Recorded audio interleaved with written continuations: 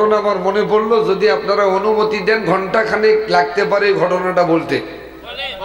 বলবো? আচ্ছা, আপনাদেরকে বলতে চাই, মিশর নামে একটা দেশ আছে। এই দেশটার নাম কারা কারা জানেন? সবাই জানেন, হাত তোলার দরকার নাই। অন্যতম অনেক নবীর জন্ম, দুইজন নবীর জন্ম আমি একটু বলবো। হযরত ইউসুফ আলাইহিস সালাম, নবীর নাম কি? ইউসুফ আলাইহিস সালাম। উনি এত সুন্দর ছিলেন, মুফাসসিরগণ বলেছেন মহিলারা যদি একবার ইউসুফের দিকে তাকায়, লেবু কাটতে গিয়ে হাতের আঙ্গুল কাটে, তারপর টের পায় না কত সুন্দর।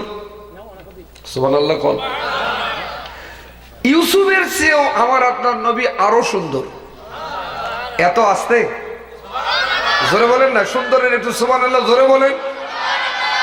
আলহামদুলিল্লাহ। সম্মানিত ভাইয়েরা, ওই মিশরে আরো একজন অন্যতম নবীর জন্ম, নাম হলো মুসা আলাইহিস সালাম। কি নাম? মুসা আলাইহিস সালাম। মুসা মনে হয় খুব ঠান্ডা মেজাজের মানুষ, এত গরম যে ওনার কাছে নেড়ি বেশি যদি কেউ করে, বেয়াদবি করে, এক থাপড়ে মানুষ মরে, মরেও যায় থাপড় দিয়ে। আজ নবী মুসা আর সারা পৃথিবীতে আসবে, কিন্তু নবীর ওয়ারিস থাকবে আলেম ওলামারা।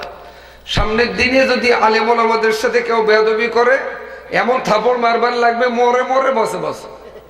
কথা মনে হয় আপনারা বুঝেন? নবীর সুন্নাহ আদায়ের দরকার আছে না নাই? এই বেয়াদবদের একটু টেস্ট করার দরকার। সেই মুসা আলাইহিস সালামের ওই মিশর নামী ওই দেশে এমন একজন আল্লাহর ওলির জন্ম হয়, যে ওলির নাম হচ্ছে আব্দুর রহমান। সুবহানাল্লাহ। কোন আরো জোরে কোন। ওলি তো হয় তারা যারা 5 ওয়াক্ত নামাজ, তাহাজ্জুদের নামাজ কাজা করে না ওয়ারা। কিন্তু দুঃখজনক হলেও সত্য, বাংলাদেশে ওলির অভাব নাই। গলি গলি ওলি, নামাজ পড়ে না 1 ওয়াক্ত, গাঁজা খায় 5 ওয়াক্ত, মোসনা ধানের গছ কেসে বোঝা যায় না, মসুদ উকুনও পাওয়া যায়। সুবহানাল্লাহ। কোন সম্মানিত ভাইরা, মাথার চুল তো জটলা ঘাড় পর্যন্ত। শহীদপুর থেকে যদি আপনার টান দেওয়া যায়, চিরুনি দিয়ে আসর দেওয়া যায়, দিনাজপুর সদর পর্যন্ত যাবে, অথবা নীলফামারী ডোমা ডিমলা যাবে, চিরুনির দাঁত ভেঙে যাবে, কিন্তু চুলের জট ছিঁড়বে না। এমরা হয় অলি। কথা হয় না? এরা কি হয়? এরা হয় অলি। অলি তো হবে তারা যারা 5 ওয়াক্ত নামাজ, তাহাজ্জুদের নামাজ কাজা করে না ওয়ারা। আর অলি যারা হয় তাদের ভয় দুনিয়াতেও থাকে না, আখিরাতেও থাকে না। কথা কার? আল্লাহ বললেন, আমার সাথে বলেন, আলা ইন্না আউলিয়া আল্লাহি লা খাউফুন আলাইহিম ওয়া লা হুম ইয়াহজানুন।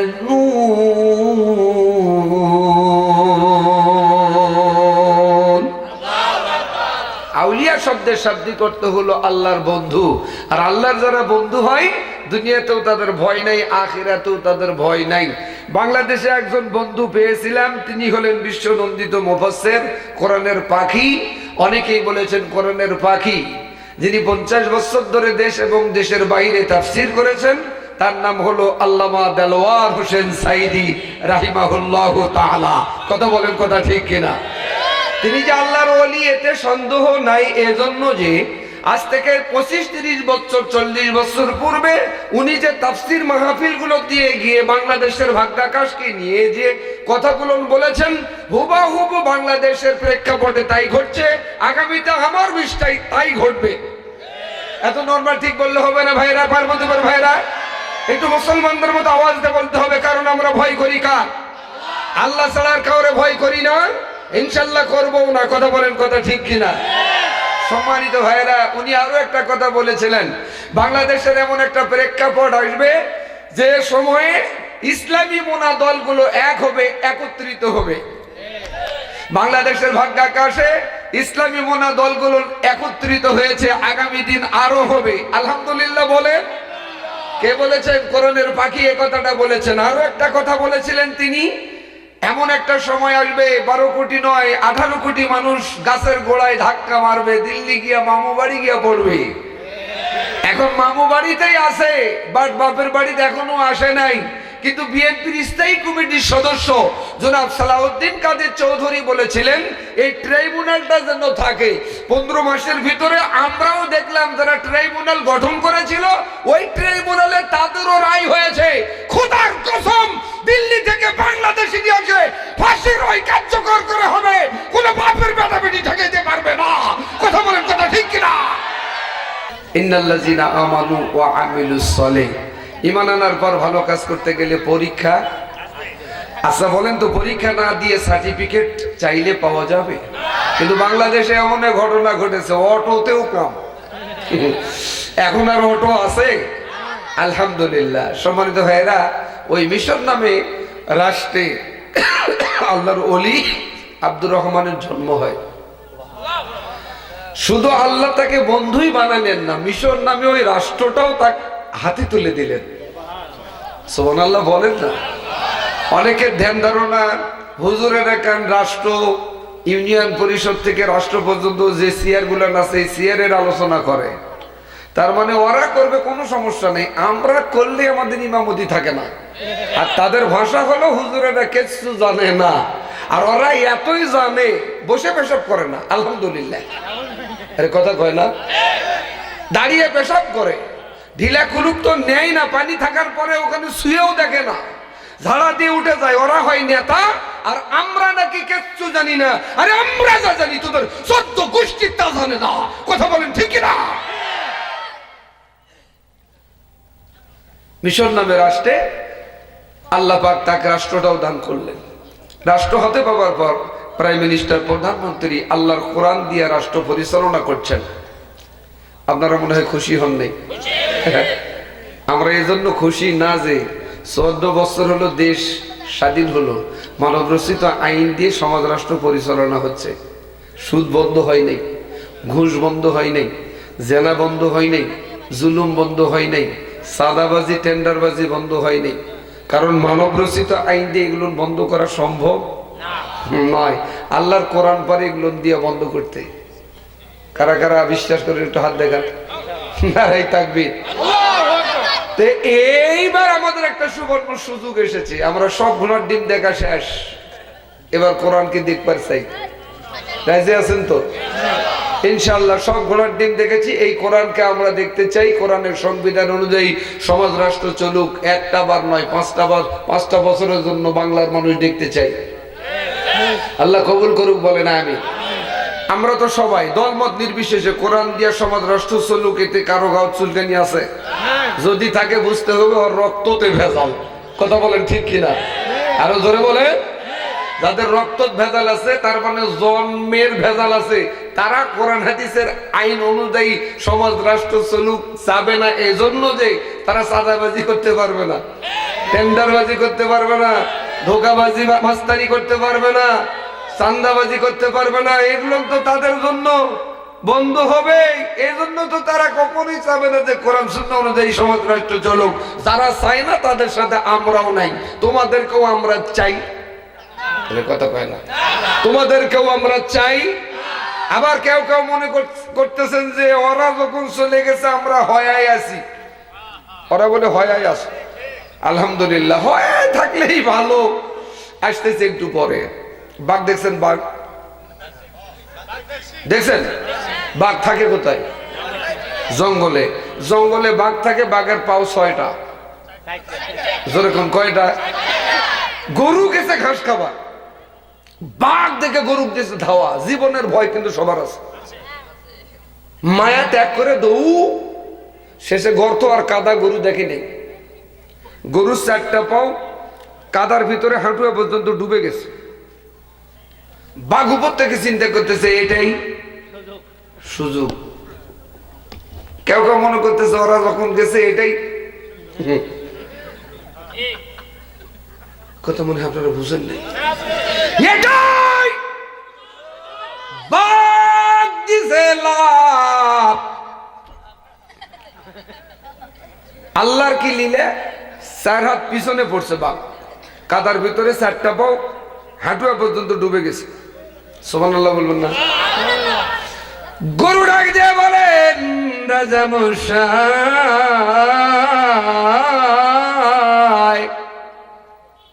জি। গরু বলতেছেন খাবেন না, বলতেছেন রুচি হচ্ছে কিন্তু যাবার পারতেছি না। মারহাবা বলবেন না? বা গরু বলতেছেন তুমি যে বিপদত পড়ছেন তোমাকে তুলবে কে?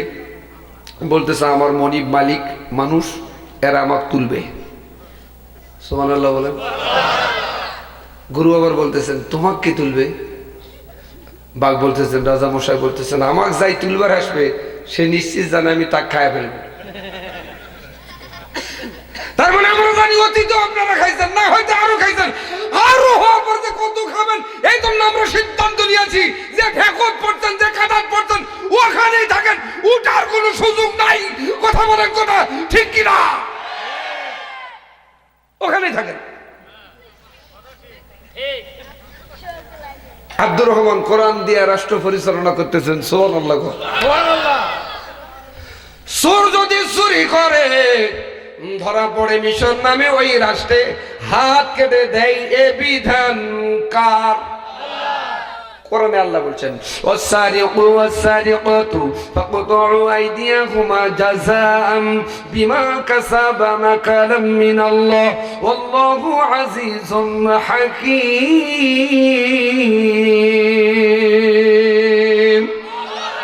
আল্লাহ বলেন চোর যদি চুরি করে, নামাজ যেমন ফরজ, হজ যেমন ফরজ, যাকাত দেওয়া যেমন ফরজ, বিয়ে করে বইয়ের মোহরানা দেওয়া ওই রকম ফরজ, চোর যদি চুরি করে ধরা পড়ে হাত কেটে দেওয়া ওই রকম ফরজ।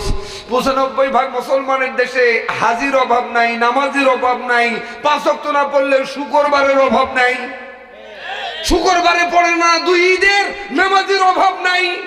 এত নামাজি এত চোর ধরা পড়লো, একটার হাত কাটবার পারি নাই। আপনি কাটে দিয়ে দেখেন তো বক্তা, আপনি কত বড় মাপের বক্তা, আপনি কত বড় মাপের লিডার নেতা, আপনি এলাকার থাকতে পারবেন না, জেলখানা হবে আপনার মামা শ্বশুরের বাড়ি। ঠিক না? কিন্তু মিশর নামে ওই রাষ্ট্রে আব্দুর রহমান চোর ধরতে পারলে চোরের হাত কেটে দেয়। বলেন তো যিনি কোরআন সুন্নাহ অনুযায়ী হাত কেটে দেয় লোকটা ইমানদার না বেঈমান? জোরে বলেন। ঈমান আনতে গেলে পরীক্ষা আছে, পরীক্ষাটা দেখেন কি শুরু হয়ে গেল। জেনাকারিনী যদি ধরা পড়ে, বিবাহিত পুরুষ বিবাহিত মহিলা বুক বরাবর গর্ত করে যতক্ষণে মরে নাই ইট পাটকেল দিয়ে ঢিলে মারতে হবে, আরবিতে বলা হয় রজম করতে হবে। আচ্ছা বলেন তো ভাইরা, কত জেনাকারিনী ধরা পড়লো বাংলাদেশে? কয়টাক মারছেন? মারে দেখেন আপনার ইমামতি থাকবে না। কথা কয় না, ভয় পাচ্ছেন মনে হয়? সম্মানিত ভাইয়েরা, তাহলে কোরআনেই থাকবে না এটাকে বাস্তবায়ন করতে হবে? আব্দুর রহমান বাস্তবায়ন করেছেন। ছোট ছোট দলগুলো চিন্তা করতেছেন আব্দুর রহমান যেভাবে রাষ্ট্র পরিচালনা করতেছেন, এভাবে যদি সমাজ রাষ্ট্র পরিচালনা করে আমরা তো কোনোদিন ক্ষমতার মুখ দিক পারে পাবো না। তাহলে কি করতে হবে? ছোট ছোট দলগুলো সিদ্ধান্ত নিল, মনে যা আছে থাও, জোট বাঁধো। জোটটার নাম দেওয়া হলো মহাজোট। বলেন কি জোট? মহাজোট। এই মহাজোট গঠন করে আব্দুর রহমানের বিরুদ্ধে সরকারকে হটাই দেবার জন্য, সরাই দেবার জন্য, ক্ষমতাচ্যুত করার জন্য আন্দোলনের রাজপথ বেছে নিল। আমরা 16 বছর ধরে কম আন্দোলন করিনি, শেষে আমরা পারিনি 5 আগস্টে বাংলাদেশের ছাত্ররা এমন আন্দোলন এক দফায় নিয়ে আসলো, শেষে পালাতে বাধ্য হলো। এর আগে ওরা বক্তৃতা দিছিল ওরা নাকি পালায় না, শেষে এমন ভাবে পালালো হেলিকপ্টার ছাড়া জীবন বাঁচে না। সিদ্ধান্ত নিল রাজপথে আন্দোলন করার। 95 দিন ধরে আন্দোলন করলো, সরকার আব্দুর রহমানকে ক্ষমতা থেকে নামাইতে পারে না। মহাজোট এক বাক্যা আর এক দফায় নিয়ে আসলেন 96 দিনের দিনে। এক দফায় এক দাবি, আব্দুর রহমান ক্ষমতা কবে ছাড়বে? 96 দিনের মাথায় ক্ষমতা ছাড়তে তিনি বাধ্য হলেন। মাগরিবের পূর্বে ক্ষমতা ছেড়ে দিয়া সিংহাসনে গিয়া পৌঁছা মাত্র ক্ষমতা দখল করে নিলেন মহাজোট সরকার। পুলিশকে বলা হলো, পুলিশ জি স্যার, আব্দুর রহমানকে যে কোথাও পাওয়া যাও ফাঁসির মঞ্চে হত্যা করা হবে। এই মেসেজ যখন তার কানে পৌঁছাই গেল, রাত্রের বেলায় সিংহাসন ছেড়ে দিয়ে গভীর রাত্রিতে আব্দুর রহমান বাড়িতে এসেছে। বাড়ি এসে দরজায় লক করা মাত্র দরজা যিনি খুলে দিলেন তার স্ত্রী, নাম হলো সালেহা। সালেহা শব্দের শাব্দিক অর্থ হলো নেককারিনী। আরো জোরে কন্যা সুবহানাল্লাহ। সালেহার জীবনীতে দেখলাম উনিও 5 ওয়াক্ত নামাজ তাহাজ্জুদের নামাজ কোনোদিন কাজা করে নাই। আব্দুর রহমানও 5 ওয়াক্ত নামাজ তাহাজ্জুদের নামাজ কোনোদিন কাজা করে নাই। দরজায় লক করা মাত্র দরজা খুলে দিলেন স্ত্রী। দরজা খুলে দিয়ে স্বামী চেহারার দিকে তাকিয়ে সালাম দিচ্ছেন, আসসালামু আলাইকুম। স্বামী জবাব দিচ্ছেন, ওয়া আলাইকুমুস সালাম ওয়া রাহমাতুল্লাহ। আর আমাদের স্ত্রী সালাম দেয় না। আরে কথা অথচ নবীজি বললেন, স্বামী আর স্ত্রী দেখা মাত্র সালাম দিবে, মুসাফা করবে, অল্পটি সগীরা গুনাহ খাতা আল্লাহ মাফ করে দিবে। আমি আজাদি দোয়া করলে আজ কবুল হতেও পারে নাও পারে। নবীজি বললেন, স্বামী স্ত্রী সালাম দিয়ে মুসাফা করবে, অল্পটি সগীরা গুনাহ খাতা আল্লাহ মাফ করে দিবে। এই অশুনে গাইবান্ধার এক বুড়া মানুষ বাড়ি দিয়েছে, জীবনে অশুনে না। গুনাহ তো সবার জীবনে কম বেশি আছে। রাত 12টার ভিতরে বাড়ি গেছে, বুড়ি দিছে দরজা খুলে, বুড়া দিছে সালাম লম্বা, আসসালামু আলাইকুম। বুড়ি বলতেছেন, কে গো সাইবুলের বাপ, তোমাকে ভূতে ধরছে নাকি? বলছেন, ভূতে ধরে নাই। স্বামী আর স্ত্রী সালাম দিয়ে মুসাফা করতে পারলে হুজুর আজ বয়ান করছে অল বডি সগীরা গুনাহ খাতা মাফ। সাইবুলের বাপু কথা তো আগে বলবা, তার মানে প্র্যাকটিস না থাকলে যা হবার। এই প্র্যাকটিস আপনারা করবেন না যারা বিয়েও করেন নাই। যুবক যুবতী রাস্তা দিয়ে যাবে, পাইকারি দরে মুসাফা করবেন, বাপ ভাই যদি দেখবার ভাই শরীর চামড়া একটাও রাখবে না। কথা বলেন ঠিক কিনা? সালেহা লম্বা সালাম দিলেন, আসসালামু আলাইকুম। জবাব দিলেন, ওয়ালাইকুমুস সালাম। সালেহা ডাক দিয়ে বলেন, বাচ্চা হুজুর। মুখের দিকে তাকিয়ে বলেন, ক্লান্ত চিন্তিত মনে হয় কেন? বলেন, সালেহা তুমি ঠিকই বলেছো, আর এক মুহূর্তেও এখানে থাকা যাবে না।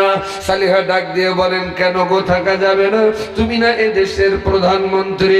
বলছেন, আমারে ক্ষমতাচ্যুত করে দিয়েছে, বাতিলেরা ক্ষমতা দখল করেছে, মহাজোট সরকার গঠন করেছে, আমারে যদি ধরতে পারে ফাঁসির মঞ্চে হত্যা করবে।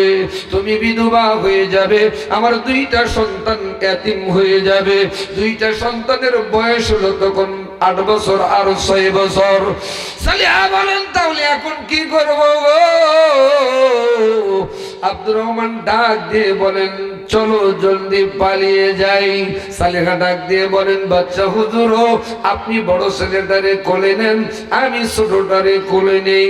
বড় ছেলেটারে আব্দুর রহমান কোলে নিলেন, ছোটটারে সালেহা কোলে নিলেন। গভীর রাত্রিতে পালিয়ে যাই। আত্মীয় স্বজনের বাড়ি যদি যায়, টাকার বিনিময়ে পুলিশকে খবর দিলে গ্রেফতার করে ফাঁসির মঞ্চে হত্যা করবে।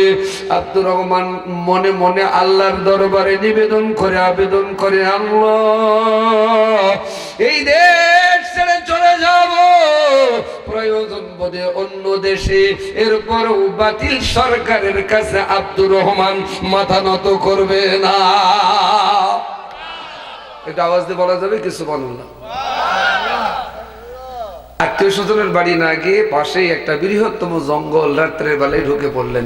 বলেন তো, স্ত্রী সন্তান এবং তিনি যখন জঙ্গলে ঢুকলেন, জঙ্গলে থাকে কারা?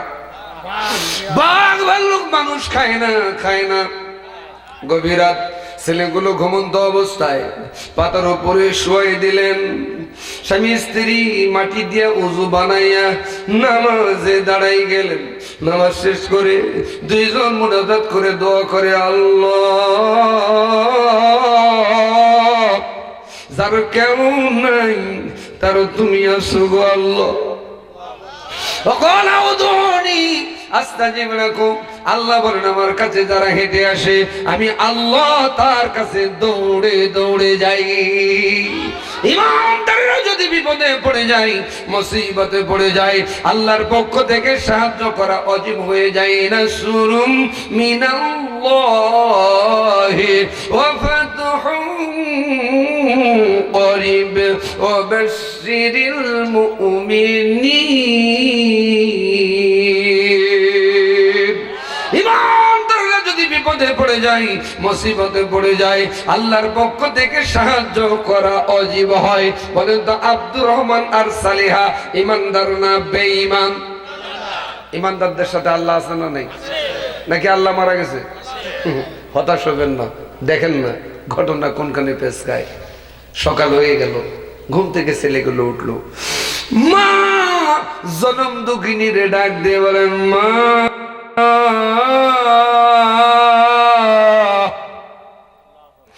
আমরা এই জঙ্গলে কেন গো মা? মা সালেহা ডাক দিয়ে বলেন, বাবা পালিয়ে এসেছি। কেন মা? আমার বাবা না এই দেশের প্রধানমন্ত্রী। বলেন, তোমার বাবারে ক্ষমতাচ্যুত করে মহাজোট সরকার গঠন করেছে। তোমার আব্বারে যদি ধরতে পারে ফাঁসির মঞ্চে হত্যা করবে। আমি তোর মা বিধবা হয়ে যাব রে। তোরা আমার কলিজার টুকরা দুইটা সন্তান ইয়াতিম হয়ে যাবি। এজন্য আমরা জঙ্গলে চলে এসেছি। ও মা বুঝতে পেরেছি, ক্ষুধা পাইছে তো খাবার আছে নাকি?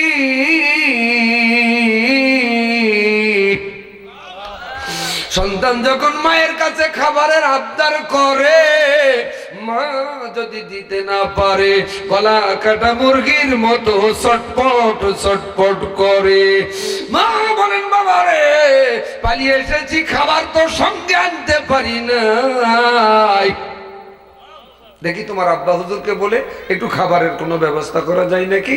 এবার আব্দুর রহমানের স্ত্রী সালিহা আব্দুর রহমান বাদশাহ হুজুরকে ডাক দিয়ে বলেন, বাদশাহ হুজুর, আমরা দুইজন মানুষ 2 দিন না খেয়ে থাকতে পারি, ছোট মানুষগুলো তো না খেয়ে থাকতে পারে না, খাবারের কোনো ব্যবস্থা করা যায় নাকি? আব্দুর রহমান ডাক দিয়ে বলেন, সালিহা আমার কাছে কোনো টাকা নাই। সত্য ক্ষমতাচ্যুত প্রেসিডেন্ট, তার কাছে কোনো টাকা নাই। আমাদের পালিয়ে যাওয়া প্রধানমন্ত্রীর পিয়নের বাড়ির 4,500 কোটি টাকা।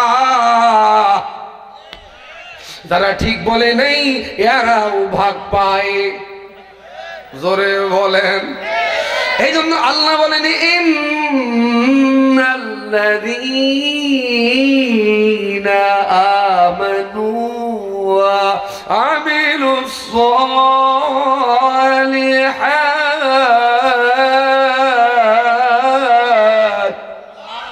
ঈমান আনার পর ভালো কাজ করতে গেলে পরীক্ষা আছে না নাই?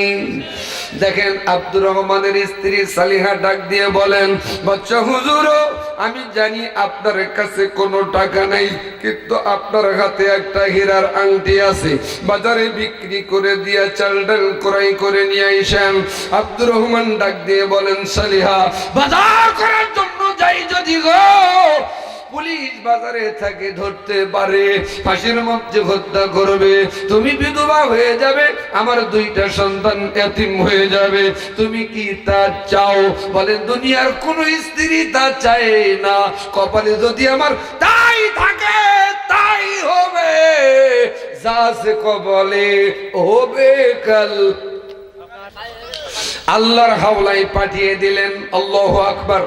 বাজার করার জন্য গেলেন, ইতিমধ্যে ছেলে দুটো অঘটন ঘটাই দিল। মা জনম দুঃখিনী সালিহারে ডাক দিয়ে বলেন, মা ও মা, আব্বা তো এখনো আসে না, কখন আসবে জানি না। ও মা তৃষ্ণা লেগেছে, পানি খাও। সন্তান যখন বাড়ির কথা বলেছেন, বলেন তো জঙ্গলে মা পানি পাবে কোন জায়গায়? বলেন, বাবা পানি তো এখানে কোনো ব্যবস্থা নাই রে। পানি যদি খাওয়াইতে নিয়ে যাই আটলান্টিক মহাসাগরের কিনারে যেতে হবে। তোমার 2 সন্তান নিয়ে আমি মা যদি পানি খাবার জন্য নিয়ে যাই, তোমার বাবা যদি ইতিমধ্যে আসে, বউ বাচ্চা যেখানে রেখেছিলাম 3 জনের একজনেও যদি না পাই, মনে মনে ভাববে বাঘ ভাল্লুকে খেয়ে ফেলেছে। প্রধানমন্ত্রীর বউ বলেন তো বিচক্ষণতা আছে না নেই?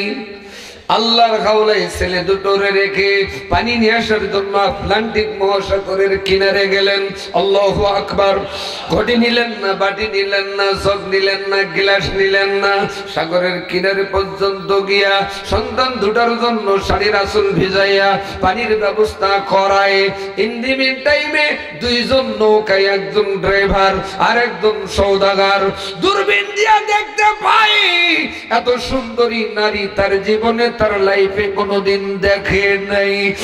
সওদাগর ড্রাইভারকে ডাক দিয়ে বলেন, ড্রাইভার রে,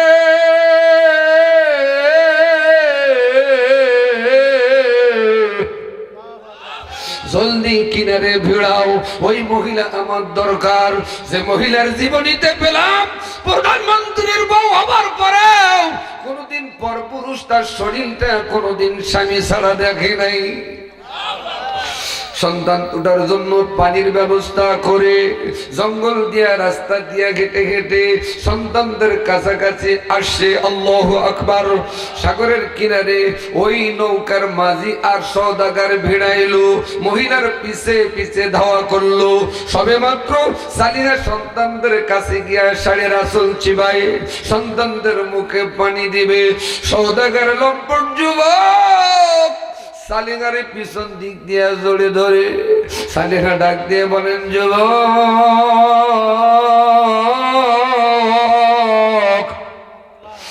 তোর কি মানাই রে?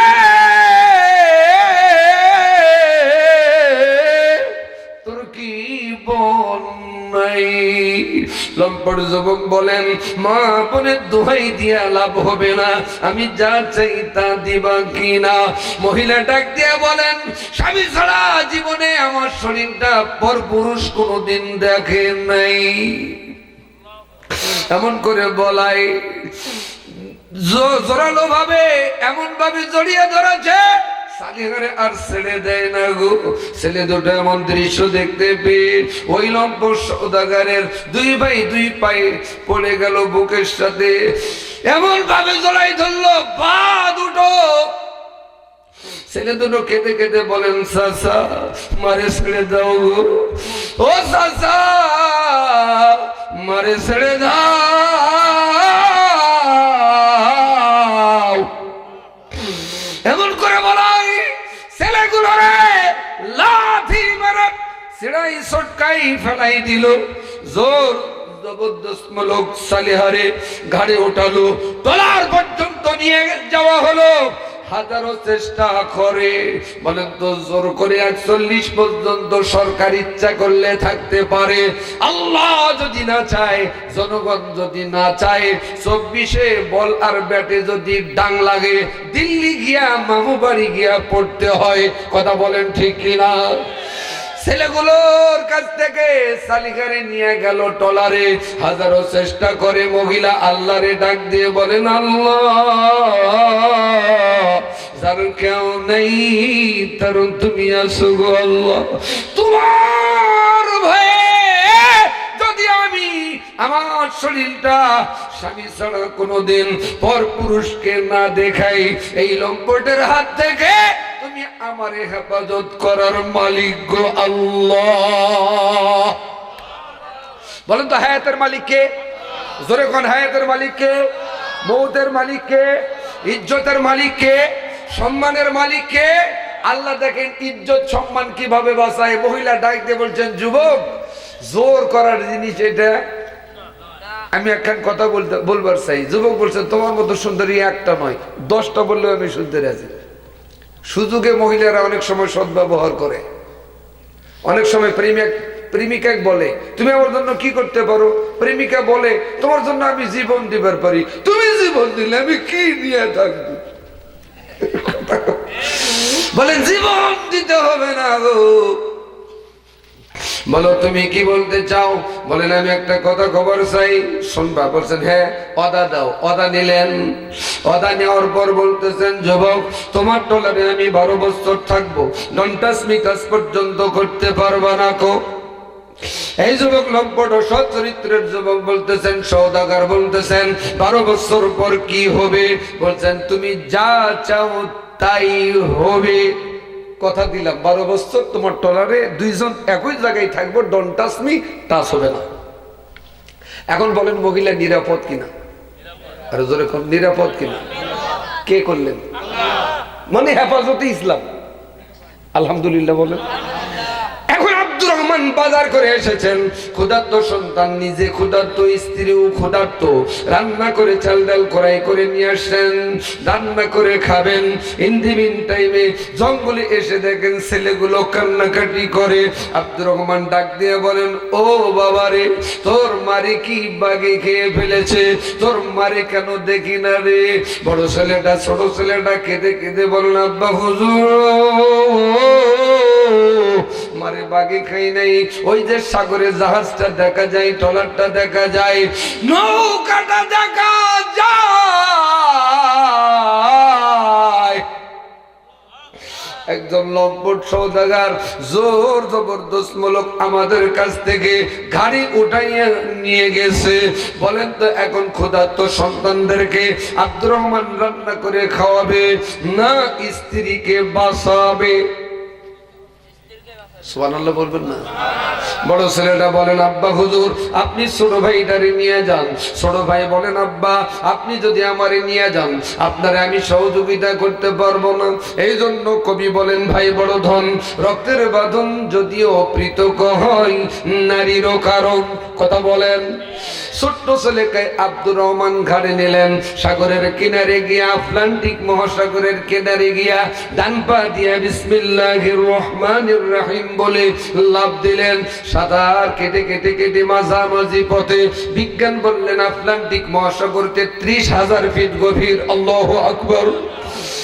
মাঝপথে গিয়া ছোট্ট ছেলেটা বাবার ঘাড়ের উপরে পিছন দিক দিয়ে তাকে দেখেন যে ভাই জঙ্গলে বনে, ওই বনে থাকা জঙ্গলে থাকা ভাইটারে দেখতে পাচ্ছেন বাপের ঘাট থেকে, সাগর থেকে বাগে খাবার জন্য থাবা মেরেছে। আব্বা হুজুরকে ডাক দিয়ে বলেন, আব্বা হুজুর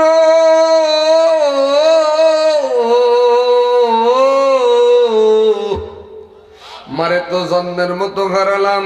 ছোট ভাইটা বলতেছিল, আব্বা বড় ভাইয়ারেও মনে হয় জন্মের মতো হারালাম। পিছন দিকে তাকান, বাগে খাবার জন্য ভাইয়ারে থাবা মারছি। ভাইরা চলন্ত গাড়ি যদি ব্রেক দেওয়া যায় অ্যাক্সিডেন্ট হবার সম্ভাবনা আছে না নাই? যখন নাকি ব্রেক দিয়া পিছন দিকে তাকাইলেন, ঘুরলেন, সাগরের দুইটা ঢেউ একত্রিত হলো। দুইটা ঢেউ একত্রিত হয়ে এমন বাড়ি লাগলো, গাড়ির উপরে ছোট্ট ছেলেটা পানির তলদেশে একদিকে গেল, আব্দুর রহমান আর একদিকে গেল। বাবারও কোনো খোঁজ নাই, ছেলেটারও কোনো খোঁজ নাই। বাপ আর ছেলে পানির তলদেশে গিয়া বাঁচলো না মরলো জানার দরকার আছে না নাই? কার কার আছে একটা হাত তোলেন। লিল্লাহি তাকবীর। আব্দুর রহমানের স্ত্রী সালেহা আছে কোথায়? টলারে। ছোট ছেলেটা পানির তলদেশে, আব্দুর রহমান বড় ছেলেটা জঙ্গলে কার কাছে? বাঘের মুখে। বাঘ খেতে পারলো কিনা জানার দরকার নেই। সম্মানিত ভাইয়েরা, জঙ্গলে যারা শিকার ধরার জন্য যায়, আপনাদের ভাষায় আপনারা কি বলে? শিকারী। শিকারী দেখতে পাচ্ছেন রাজপুত্র বাঘের মুখে। শিকারী এই দৃশ্য দেখে সেজদায় পড়ে গেল, বলেন, আল্লাহ যার কেউ নাই তার তুমি আসো। কোন মা কোন বাবার কলিজাই কোলালো, বাঘ ভাল্লুকের খাদ্য হিসাবে এই জঙ্গলে বনবাস দিয়া গেল। ও আল্লাহ, আমার তো ছেলেও নাই মেয়েও নাই। আল্লাহ, বাঘের হাত থেকে মুখ থেকে যদি বাঁচাইতে পারি নিজের সন্তান হিসাবে মানুষ করব। সম্মানিত ভাইয়েরা, যিনি শিকারী তার হাতে কিন্তু ধনুক তীর। সেজদা থেকে মাথা উঠালেন, বিসমিল্লাহির রহমানির রহিম। এই আমার দিকে তাকান, বিসমিল্লাহির রহমানির রহিম। বাঘকে লক্ষ্য করে মারলেন, বাঘ দুনিয়ার থেকে বিদায়। ছেলেটা কেঁদে কেঁদে বলেন, চাচা আপনি আমার কেন বাঘের মুখ থেকে বাঁচাইলেন? আমার মা ছিল, আমার বাবা ছিল, আমার ছোট্ট একটা কলিজার টুকরা ভাই ছিল, তারা কেউ নেই, আমি কার কাছে থাকবো? শিকারী বলেন, বাবা আমি তোর মুখ থেকে জানলাম শুনলাম তোর মা তোর বাবা তোর ভাই আছে রে, যতদিন পর্যন্ত না পাইছি ততদিন পর্যন্ত তুই আমার বাড়ির থাকবি। আজ থেকে তোর বাবা আমি, আমার স্ত্রী হবে তোর মা। বড় ছেলেটাও হেফাজত, সুবহানাল্লাহ বলেন। যার কেউ নাই তার আছে কে? বিশ্বাস করেন? আব্দুর রহমানের স্ত্রী কোথায়? বলারে কত বছর? বড় ছেলেটা এখন না, বড় ছেলেটা কোথায়? শিকারীর বাড়ি। ছোট্ট ছেলেটা গেল কোন জায়গায়? দেখেন তো পার্বতীপুরের ভাইয়েরা, গভীর মনোযোগ। নদী নালা পুকুর পুষ্কুনিতে মাছ ধরে যারা, তাদেরকে আপনারা কি বলেন? জেলে। জেলে বউরে বলেন, বউ প্রতিদিন মাছ পাই বাজারে বিক্রি করি, আজ যা পামু বিক্রি করমু না। বলেন তো নিয়ত ভালো না খারাপ? নদীতে মাছ ধরার জন্য আসছে, সাগরে জাহাজে উঠছেন, নৌকায় উঠছেন, এরকম একটা জাল পেঁচাই হাতের খুঁটি নিয়ে এরকম করে মারে, গোল হয়ে পড়ে। জালটার নাম কি? পাকজাল কেউ বলেন, তৌড়া জাল কেউ বলেন, খেপলা জাল কেউ বলেন, ঝিকানি জাল। জাল কিন্তু একটাই, ঠিক? বাস মারলেন, জালটা উঠালেন, একটা মাছও নাই। জালের ঘায়ের ভিতরে 6 বছরের শিশু সন্তান, ছেলে সন্তান ঢুকে পড়েছে। এমন দৃশ্য দেখতে পেয়ে জেলে নৌকার মাঝে সেজদায় পড়ে গেল। সেজদায় গিয়ে আল্লাহরে ডাক দিয়ে বলেন, আল্লাহ কোন মা কোন বাবার কলিজাই খোলালো, সাগরে ফেলে দিয়ে গেল মাছের খাদ্য হিসাবে। ও আল্লাহ, আমার তো ছেলেও নাই মেয়েও নাই, বলেন তো ছেলে দিবার মালিক কে? মেয়ে দিবার মালিক কে? ছেলেও দেয় না মেয়েও দেয় না, তার মালিক কে? আমার আল্লাহ কোরআনুল কারিমে বলেন, ফাআলুল লিমা ইউরিদ।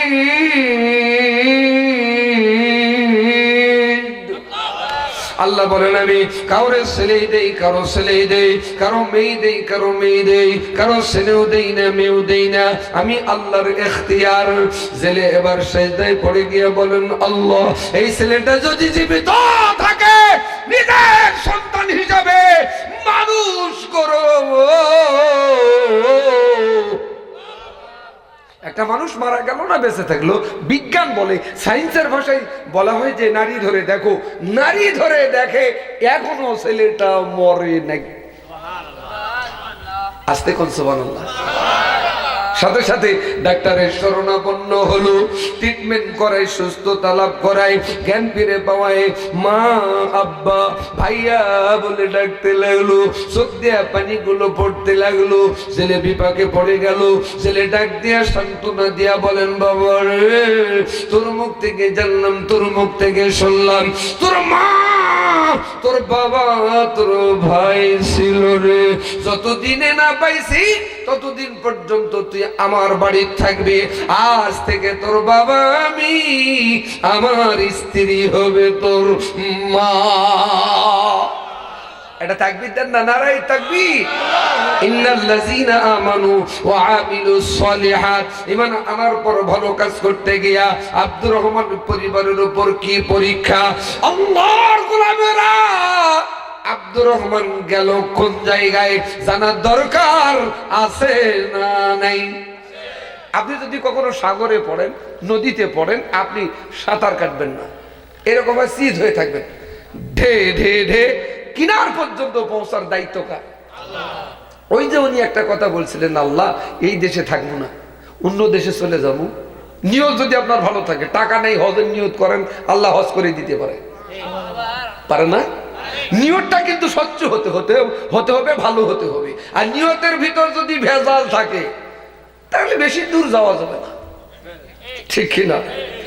এবার মিশরের বর্ডার অতিক্রম করে আব্দুর রহমান ভাসতে ভাসতে ভাসতে ফিলিপাইনের সীমান্তবর্তী এলাকায় চলে গেছে। আল্লাহর কি লীলা! এক সপ্তাহ আগে ফিলিপাইনের সরকার মারা গেছে। যে দেশে সরকার থাকে না ওই দেশে তত্ত্বাবধায়ক সরকার আসে, কিন্তু তত্ত্বাবধায়ক সরকার আসার পরে বাজার নিয়ন্ত্রণ করতে পারতেছে না, হঠাৎ করে পেঁয়াজের দাম কত মনে হয় বুঝুন, লবণ আর চিনি একবার গেলে ইন্ডিয়া ছাড়া কপালে জোটে না। বাজার নিয়ন্ত্রণ করতে না পারায় দেশের জনগণ বলল তত্ত্বাবধায়ক সরকার মানি না, এক দফা এক দাবি, আমরা সবাই প্রধানমন্ত্রী হব। প্রধান উপদেষ্টা চিন্তা করলেন আমি প্রশাসন নিয়ে বাজার নিয়ন্ত্রণ করতে পারছি না, রাষ্ট্র নিয়ন্ত্রণ করতে পারছি না, হিমশিম খাচ্ছি, এটা আমার ব্যর্থতা। কিন্তু সবাই যদি প্রধানমন্ত্রী হতে চায় কেউ কারো কথা তো মানবেও না। এই দেশ তো পার্শ্ববর্তী দেশ বিক্রি করবার লাগবে, আপা থাকলে কিছুদিন পরে হলেই হয়। কথা বলে জোরে কোন ঠিক হয় না, এই নর্মাল দিয়ে হবে না, দিল্লি পর্যন্ত পর্যন্ত ঠিক, আরো জোরে ঠিক। আলহামদুলিল্লাহ, কষ্ট হচ্ছে। 11:30 বাজে দোয়া করি, 12টা পর্যন্ত চলবে নাকি? আর আবদার করা যাবে নাকি?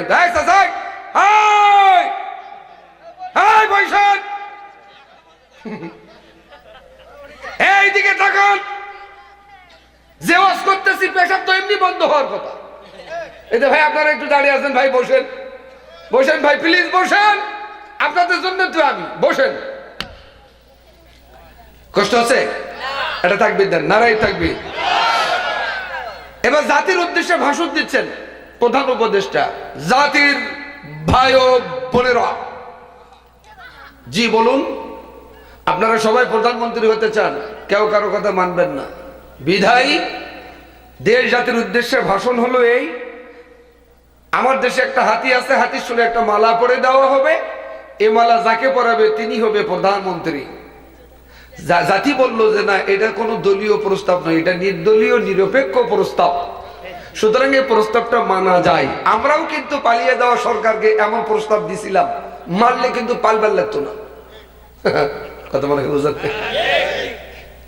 এমন প্রস্তাব দেওয়াই জাতির লোক মেনে নিল। হাতিরে নিয়ে আসা হলো, সকল জাতির মানুষকে একত্রিত করা হলো, সুরে একটা মালা পরে দেওয়া হলো, সবার কাছে একবার একবার করে যায়, যার কাছে যায় এরকম করে। আমার দিকে তাকান, কলার ঝোকায় 16 বছরে যে জ্বালানটা জ্বালাইছো, মালা যদি পরায় আর প্রধানমন্ত্রী 32 বছরের সুদে আসলে তুলব, কিন্তু এ মালা কাউরে পরে না। যারে পাখি তারি গিয়া বল না, আমি কি তার হাতের খেলনা বল না, সে যে যখন তখন আমায় করে জ্বালাতন। এবার আসুক, জোরে বলেন, এবার আসুক তারে আমি মজা দেখাবো। আছে না নাই? কিন্তু এ মালা কাউরে পরায়, মারহাবা বলে, সবার কাছ থেকে একবার একবার করে বিদায় নিয়ে যখন হাতি চলে গেলেন, রাস্তা দিয়ে হাঁটতে আরম্ভ করলেন, কাউরে যখন মারা পড়াইল না, কোন বাহিনীর প্রধান নাই, সেনাবাহিনীর প্রধান জেনারেল ইউ আহমেদ সবার চোখের আড়ালে উনি যা সামনে দাঁড়াই গেল, মালা যদি আমাক পরায়। এই ধান্দায় কিন্তু অনেক জেনারেলরা থাকে, আমার মাইন্ড করেন না আপনি, অনেক জেনারেলরা থাকে, কিন্তু জেনারেল কি মালা পরায়? মালা পরাই না। সেনাবাহিনীর প্রধানকেও ওভারটেক করে ওই পাগলা হাতি রাস্তা মাপা আরম্ভ করলো। সেনাবাহিনীর প্রধান পিছে পিছে চলতে লাগলো। সীমান্তবর্তী এলাকা ফিলিপাইনের ওই সাগরের কিনারে পাগলা হাতি গিয়া হাঁটুয়া পর্যন্ত পানিতে নেমে পড়লো। নেমে পড়াই এবার সেনাবাহিনীর প্রধান চিন্তা করে, পাগলার মনে হয় মাথা গরম হয়েছে, ঠান্ডা করার জন্য পানিতে নেমেছে। না গো না, আল্লাহর কোরআনের ভাষায় আল্লাহ বলেন, আমার সাথে বলেন, ওয়া মাকারু ওয়া মাকারাল্লাহু ওয়াল্লাহু খায়রুল মাকিরিন। একটু আওয়াজ দিয়ে বলেন আল্লাহু আকবার। আল্লাহ বলেন আমার মক্কর বোঝা কঠিন। ভেসে এসে মানুষটারে পাগলা হাতি সুর দিয়া পেশাই ধরলেন, জড়িয়ে ধরলেন, ধরার পর জমির উপরে আনলেন, সরের উপরে নিয়ে এসে শোয়াই দিয়া মাথাটা উঠাইয়া মালাটা পরাই দিলেন। সেটা বাইরের প্রধান চিন্তা করে মরা মানুষ রাষ্ট্র চালাবে কেমনে রে। কিন্তু তত্ত্বাবধায়ক সরকারের প্রধান উপদেষ্টা বলেছেন এই মালা যাকে পরাবে তিনি হবে প্রধানমন্ত্রী। মরুক বাসুক সেনাবাহিনীর এখন উচিত হলো, কর্তব্য হলো, দায়িত্ব হলো সেলুট দেওয়া, সালাম দেওয়া। জোরে কম সেলুট দিলেন। একটা মানুষ মরে গেল না বেঁচে থাকলো, বিজ্ঞান বলে, সায়েন্স বলে, নারী ধরে দেখো, নারী ধরে দেখে এখনো মরে নাই। বলতে পারেন হুজুর পানির তলদেশে গিয়া তো মারা যাবার কথা। পয়গম্বর ইউনূস নামে একজন নবী ছিল, 40 থেকে 41 দিন মাছের পেটে। আল্লাহ বলেন আমি যদি মাছের পেটে ইউনূস রে বাঁচাইতে পারি রে মানুষ, আমি পাবলিককেও মেরে বাঁচাইতে পারি। এর নাম হলো আল্লাহ। নারী ধরে দেখে এখনো মরে নাই। সাথে সাথে সেনাবাহিনীর হাসপাতাল। আমাদের দেশে 16 বছর পূর্বে যে নির্বাচন হয়েছিল, এরশাদ চাচা যখন বাঁচে ছিল, নির্বাচনের একদিন আগে অসুস্থ হয়। সেনাবাহিনীর হাসপাতাল নিয়ে আসে, ট্রিটমেন্ট হয়, এদিকে সুস্থ হয়, এদিকে নির্বাচন হয়, যা হয়ে গেছে। সেনাবাহিনীর প্রধান নিয়ে গেলেন, নিয়ে যাবার পরে ট্রিটমেন্ট আরম্ভ করায়, সুস্থতা লাভ করলেন। সুস্থতা লাভ করায় সেনাবাহিনীর প্রধান জেনারেল আহমেদ বলেন স্যার, আপনি আমার স্যার বললেন কেন? বলে স্যার আপনার গলার যে মালা, এ মালা সাধারণ কোন মালা নয়, এ দেশের প্রধানমন্ত্রীদের মালা। কেন তোমার দেশত কি সরকার নাই? স্যার 1 সপ্তাহ আগে মারা গেছে। সুবহানাল্লাহ বলবেন না? স্যার আপনার পরিচয়টা কি জানবার পারি? বলেন আমি মিশরের বাদশা আব্দুর রহমান। স্যার মহাজোট সরকার আপনাকে ফাঁসি দিয়ে মারার জন্য চাইছিলেন। ওই ব্যক্তিটা বলছেন জি। স্যার ওরা কপাল পোড়া, হতভাগা, কপালের জোরে আমরা পাইছি গো স্যার। আপনার ইতিহাস আমরা জানি ও স্যার, যত রকমের সহযোগিতা লাগে আমি করব। আগামীকাল থেকে চেয়ারে আপনি বসেন, সমাজ রাষ্ট্র যেভাবে চালালে চলবে সেভাবে আপনি চালান, যত সহযোগিতা লাগে আমি করব। পালিয়ে যাওয়া প্রধানমন্ত্রী যখন ভারতে পালালো, ইউনূস চাচা যখন বসলো, ওয়াকারুজ্জামান বলেন স্যার যত সহযোগিতা লাগে আমি করব। ইয়া কোনো করে নরমালি বললে তো হবে না। এর নাম হলো ইন্নাল্লাযীনা আমানু ওয়া আমিলুস সলিহ। ঈমান আনার পর ভালো কাজ করতে গেলে পরীক্ষা আছে না নাই? পরের দিনে সিয়ারত বসলেন। অনেকে ধ্যান ধারণা হুজুরেরা চেয়ার পালে এরা কিভাবে সমাজ রাষ্ট্র চালাবে একটা অপপ্রচার শুরু করছে। আমরা নাকি প্রধানমন্ত্রী যদি হই হুজুরেরা, তাহলে অর্থমন্ত্রী নাকি আমাদের নাই। অর্থমন্ত্রী কি হবে? তার মানে ওদের থেকে আমাদেরকে বুদ্ধি নিয়ে ইসলামী ব্যাংক চালবার লাগে। ইসলামী ব্যাংকে তোমার বুদ্ধিতে চলে না আমার বুদ্ধিতে চলে?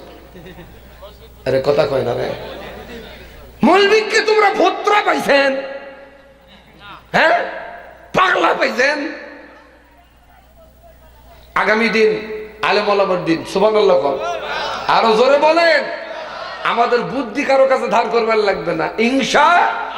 আমরা যদি আসবার পারি আর চেয়ারে বসবার পারি, কত ধানে কত চাল হয় এটা এমনিতেই বুঝবার পারবা। দুর্নীতি, দুর্নীতির কও থাকবে না। সন্ত্রাসী, সন্ত্রাসীর কও খুঁজে পাওয়া যাবে না। এই কথা বলে না? আরো জোরে বলেন। চাঁদাবাজি, ইফটিজিং সাহস করার সুযোগ পাবে না 95% মুসলমানের দেশে। কথা বলেন, কথা ঠিক কিনা? এই জন্য তো তাদের গাও চুলকানি অ্যালার্জি শুরু হয়ে গেছে। যতই চুলকাও বারবার আর দুর্নীতিবাজদেরকে আর মানুষ দেখবার চায় না। কারো নাম বলি নাই, দরকারও নাই। কেউ যদি মনে করি আমরা, তাহলে তোমরাই ভয় পাচ্ছেন মনে হয়। দোয়া করে দেই, দোয়া করবো। সম্মানিত ভাইয়ের আমার, গভীর মনোযোগ। এবার সেনাবাহিনীর প্রধান এমন করে বলায় পরের দিন চেয়ারে বসলেন, দুইটা আইন জারি করলেন। বলবো থাক, আগামী বছর বলি। এক নাম্বার আইন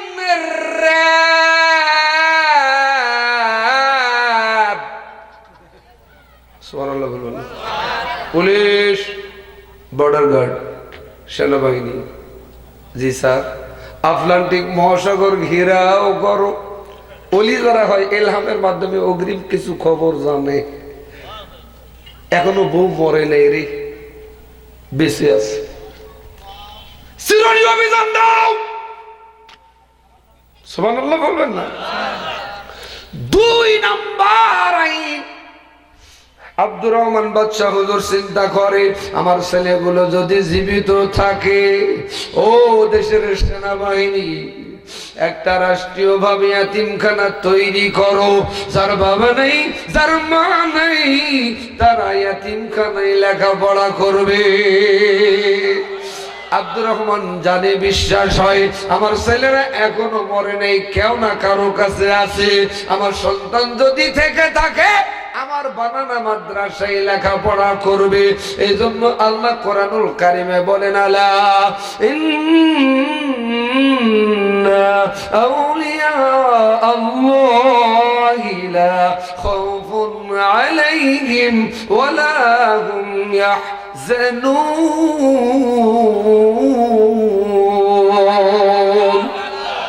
আউলিয়া শব্দের শাব্দিক অর্থ কি? আল্লাহর বন্ধু। আর আল্লাহর বন্ধু যারা হয় তাদের ভয়। এই যে মাদ্রাসা বানাই, ছেলেগুলোকে জেলে আর শিকারি ভর্তি করে দিল। একই মাদ্রাসায় লেখাপড়া করে, নিজের আপন মায়ের পেটের ভাই, তারা নিজেরাও চিনে না।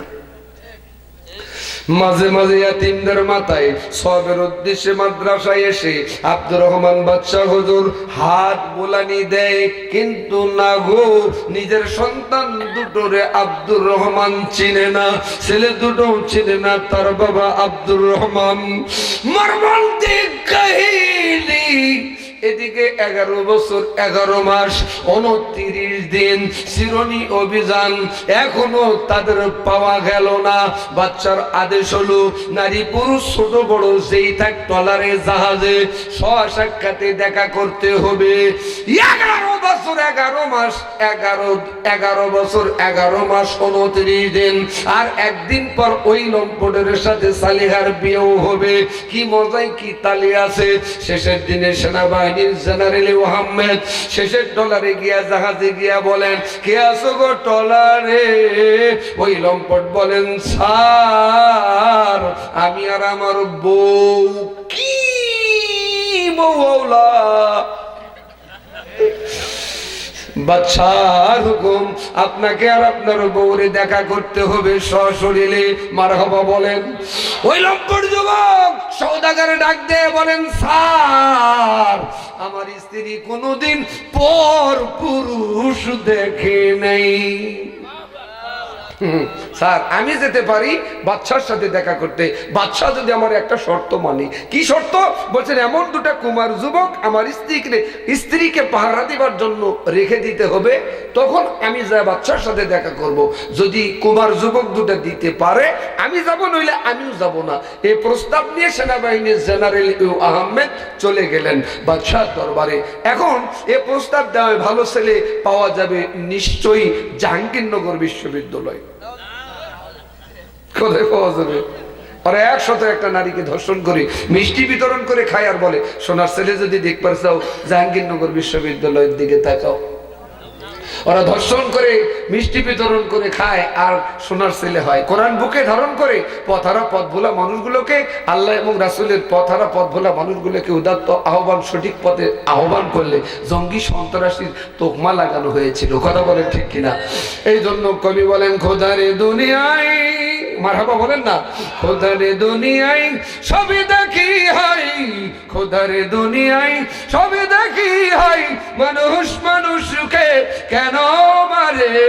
ও আল্লাহ রহম করো রে, ও আল্লাহ রহম করো রে। মারহাবা বলেন যুবক ভাই একটা আওয়াজ দে। খোদারে দুনিয়ায় সবই দেখি হাই, খোদারে দুনিয়ায় সবে দেখি হয় মানুষ মানুষ সুখে কেন মারে ও আল্লাহ রহম করো রে ও আল্লাহ রহম করো রে ওরে মুখে যা বলে কাজে তো করে না ওরা মুখে যা বলে কাজে তা করে না শুধু খেয়ে তারা নামাজও ছাড়ে না ওরাই না তা হয় ভবের পরে ও আল্লাহ রহম করো রে ও আল্লাহ রহম করো রে এ যুগের ছেলে লেখাপড়া ফেলে মধু গাঁজা খেয়ে নেশা করে মা বোনের তারা ইফতিজিং করে মা বোনের তারা জ্বালিয়ে মারে তারাই সোনার ছেলে ভবের পরে ও আল্লাহ রহম করো রে আল্লাহু আকবার লিল্লাহি তাকবীর এইদিকে তাকান গভীর মনোযোগ আল্লাহর গোলামেরা এবার ওস্তাদজির কাছে বাদশাহ চলে আসলেন সেনাবাহিনীর প্রধানকে নিয়ে সুবহানাল্লাহ বলেন ওস্তাদজিকে এসে ডাক দিয়ে বলেন ওস্তাদজি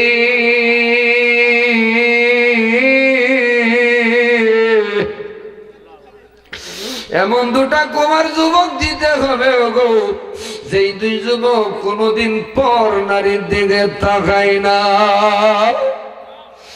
হুজুর বলেন ওস্তাদজি ডাক দিয়ে বলেন স্যার আমার মাদ্রাসাতে 5 শতাধিক ছাত্র অন্যতম 2 জন ছাত্র আজ দিয়ে পূর্ণ হলো 12 বছর আমার জানা মতে 5 ওয়াক্ত নামাজ তাহাজ্জুদের নামাজ 2টা ছেলে কোনোদিন কাজা করে নাই বাবাও করে নাই মাও করে নাই ছেলে দুটো করে না তার মানে বীজ ভালো ফসল ভালো বীজ খারাপ ফসল খারাপ ওরাও খারাপ এরাও খারাপ এত নরমাল ঠিক বললে তো হবে না আল্লাহর গোলামেরা এবার ছেলে দুটোরে নিয়ে পাহারা দিবার জন্য চলে যাচ্ছেন সেনাবাহিনীর প্রধান একে মায়ের পেটের ভাই তারা নিজেরাও জানে না মাও জানে না আমার সন্তান আমাকে পাহারা দিবার জন্য আসতেছে পাশের টলারে ছেলে দুটোরে বসিয়ে লম্পট রে নিয়ে সেনাবাহিনীর প্রধানমন্ত্রীর কার্যালয় ইতিমধ্যে ছেলে দুটো অঘটন ঘটাই দিল বলেন তো কি ঘটন জানার দরকার আছে না নাই কার কাছে একটু হাত তুলে দেখান নারাই তাকবীর নামান হাত বড় ছেলেটা ছোট ছেলেটা ওই জাহাজের ভিতরে নৌকার ভিতরে কথা হচ্ছে বড় ছেলেটা বলতেছেন তোর মতো আমার একটা ছোট্ট ভাই ছিল রে ছোট ছেলেটা বলেন কি হয়েছিল তোমার ভাইয়ের এই কথা বলাই বড় ছেলেটা কেঁদে কেঁদে বলেন মাকে উদ্ধার করতে গিয়া সাগরে আমার আব্বার ভাই ডুবিয়ে মারা গেছে বলেন তো পাশের টলারের মহিলাটা শুনতে পাচ্ছেন না পান নাই ছোট্ট ছেলেটা বলেন তোমার বাবার নাম কি রে বলে আমার বাবার নাম মিশরের বাচ্চা আব্দুর রহমান পাশের টলারের মহিলা এই কথা শুনতে পেয়ে সিজদায় পড়ে গিয়া কেঁদে কেঁদে বলেন আল্লাহ এই সন্তানের কারণ এই সন্তান আমার পেটের সন্তান মা কান্দে আওয়াজ হয় না শব্দ হয় না কারণ আওয়াজ করে শব্দ করে যদি মা কান্নাকাটি করে আর ছেলেগুলোর কাছ থেকে মহামূল্যবান কথা শুনতে পাওয়া যাবে না ছোট ছেলেটা বলে আমার তো আমার পালিত পিতা সাগর থেকে পেয়েছে দেখি না তার মায়ের নামটা কি রে বলেন ভাই তোমার মায়ের নাম কি গো এমন করে বলায় বড় ছেলেটা চোখের পানিগুলো দর করে ছেড়ে দিয়া কেঁদে কেঁদে বলে আমার মায়ের নাম সালেহা সালেহা স্পষ্ট ভাষায় বুঝলেন সন্তান আর কারো নয় এই সন্তান আমার পেটের সন্তান আল্লাহু আকবার ছোট ছেলেটা কেঁদে কেঁদে বলেন ভাইয়া আমারও তো আব্বার নাম আব্দুর রহমান, আমারও তো মায়ের নাম সালেহা। বড় ছেলেটা বলে না তো বাগারে আয় আয় আমার বুকে আয়। বুকের সাথে জড়িয়ে ধরে দুই ভাই কান্নাকাটি আরম্ভ করলো। কাঁদতে কাঁদতে সেজদায় পড়ে গিয়া বড় ছেলে ছোট ছেলে ডাক দিয়ে বলেন, আল্লাহ কি অপরাধ করেছি যে অপরাধ করার কারণে মা বাপ থেকে তুমি আলাদা করেছো। ও আল্লাহ, মা বাপ যদি জীবিত থাকে একটা নজর না দেখা পর্যন্ত কবরে ডাক দিও না। মা আছে টলারে, বাবা আছে রাষ্ট্রীয় চেয়ারে, দেখা হয় কিনা জানার দরকার নেই। আরেকবার হাত তোলেন তো কার কার নামান। ঘটনাটা আমি অবশ্যই বলবো, নিশ্চয়ই বলবো ইনশাআল্লাহ। ছেলে দুটো কেঁদে কেঁদে বলতেছেন, আল্লাহ মা বাপ যদি জীবিত থাকে একটা নজর না দেখা পর্যন্ত কবরে ডাক দিও না। মা আছে টলারে, বাবা আছে রাষ্ট্রের চেয়ারে। ওই লম্পট চলে আসছেন বাদশার সাথে দেখা করে। এক দুপুর আর বাকি, এক দুপুর পর বিয়েও হবে। বিয়ের আগে নতুন জামা কাপড় আমরা ক্রয় করি না, গহনা কাটি। সালেহার জন্য এগুলো ক্রয় করে নিয়ে আসছেন। মহিলা সালেহা টলারে মনটা ভার ভার করে বসে আছে। লম্পট এসেছেন, এসে বলেন, ও মহিলা এগুলো পরও এক দুপুর পর তোমার সাথে আমার বিয়েও হবে। এমন কথা শোনাই কেঁদে কেঁদে বলেন, ওগো হবো স্বামী আমার সর্বনাশ হয়ে গেছে। সর্ব 12 বছর ধরে এক টলারে ছিলাম, ডন টাচ মি, টাচ পর্যন্ত করি নাই। আর এক দুপুরে পাহারাদার এই যুবক দুইটা তোমার সর্বনাশ করছে, এটা মানা যায়? ধারণা অস্ত্রটা দাও। বলেন তো যার কাছে অস্ত্র চাইলেন। মহিলা ওই ছেলে দুটোর কে হয়? মায়ের চোখের সামনে সন্তানের গলা কেটে দিবে, গর্দান আলাদা করবে, এমন কোন বাপের বেটা বেটি দুনিয়াতে নাই।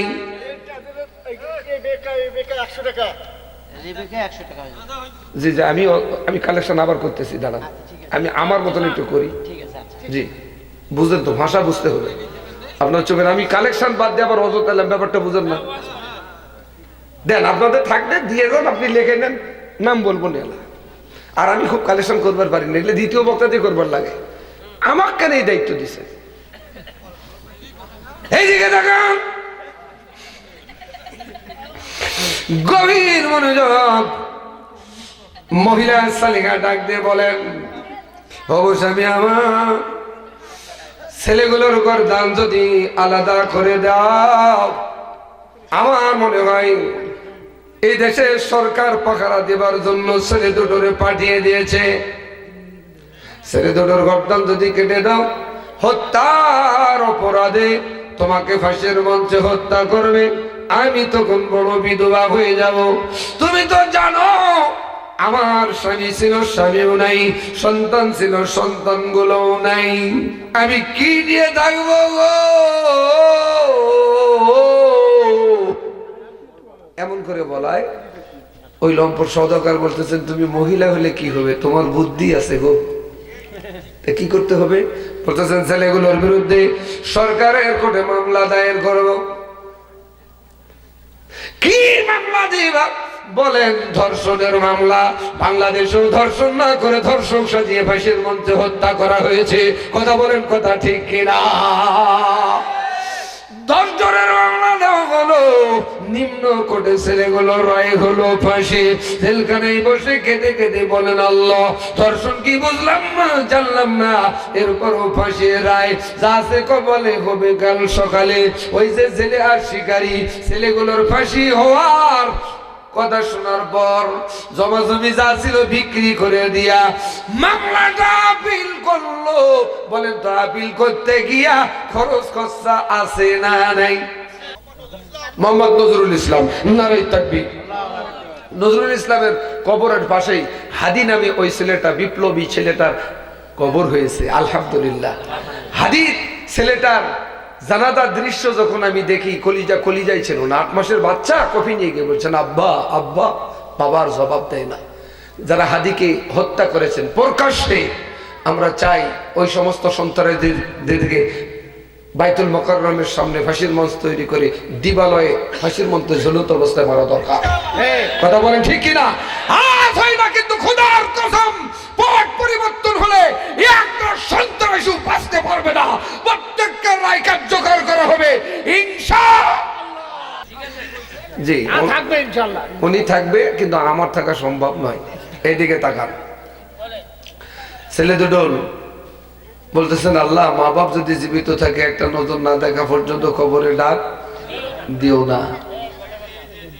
বাবা আছে রাষ্ট্রের চেয়ারে, মা আছে টলারে। ওই লম্পট চলে আসছে, এক দুপুর পর বিয়েও হবে। কি মজা আর কি তালত আছে। গহনা গাড়ি শাড়ি কাপড় কোড়াই করছেন, এসে বলছেন এগুলো পরো।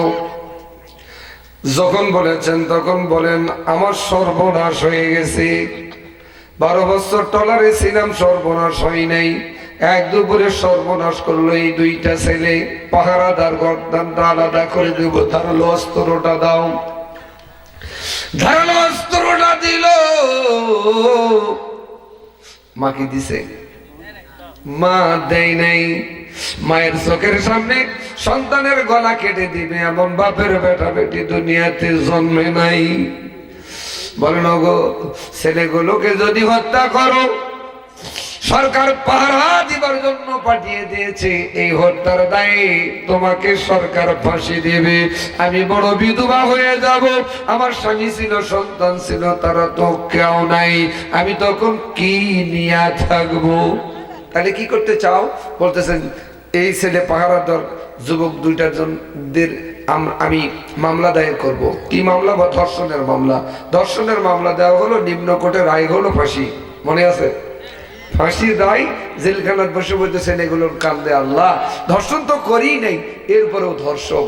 ছেলেগুলোর বাবা, পালিত বাবা, এই সংবাদ শুনতে পেয়ে কিছু জমা জমি ছিল বিক্রি করে দিয়ে নিম্ন কোর্টে রায়টা আপিল বিভাগে নিয়ে যাওয়া হলো। আপিল বিভাগের যিনি বিচারপতি, তিনি হলো ওই দেশের রাষ্ট্রপতি, নাম হলো আব্দুর রহমান।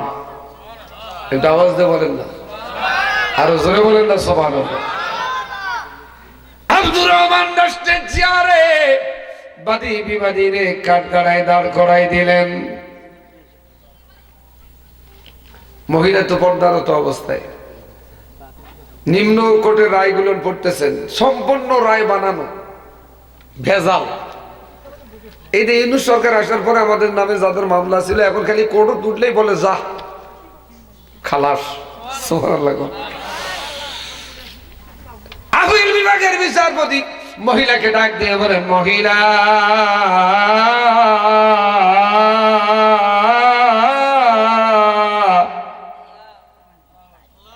12 বছর পূর্বের কণ্ঠের স্বামীর আওয়াজের মতন আওয়াজ লাগে, কানে ভেসে আসে। নিম্নগামী উপর দিকে তাকিয়ে দেখেন চেয়ারে যিনি বসা, তিনি আর কেউ নয়, তিনি হলো আব্দুর রহমান। মুখের কাপড় ফেলাই দিয়ে বলছেন, বাচ্চা হুজুর, আরে যাকে 12 বছর ধরে চিরুনি অভিযান দিলাম, সালিহার কণ্ঠের আওয়াজের মতো লাগে। তাকিয়ে দেখে, সালিহা তুমি? বলছেন জি। কান্না রোল পড়ে গেল। আব্দুর রহমান ডাক দিয়ে বলেন, ছেলেগুলো কি তোমাকে ধর্ষণ করছে? বলছেন, মাননীয় আদালত, এই ছেলে আমার পেটের সন্তান। এখন বলেন, মামলা কি মামলায় আছে? পেটের সন্তান কখনো মায়ের দিকে কোনো দূরে তাকাইতে পারে না। মামলা খারিজ। 12 বছর 13 বছর ধরে গেছি আছি, মামলায় শেষ হয় না।